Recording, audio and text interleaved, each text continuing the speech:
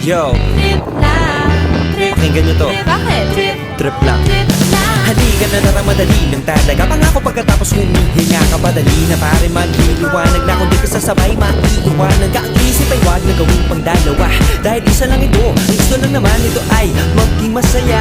Para di ka mabato ay iwasan mo kung pananatili sa isang lugar. Ibig ko sabihin ay huwag ka papasakop sa takot, huwag ka papasakop. Kapag nangate, di ka dito isipin mo hinibad sa lahat ng karanasan mo dito sa mundo. Bilang tao, gano'n pa rin hindi nagbago. Pinakamasaya yung di pinlano. Kasi pag di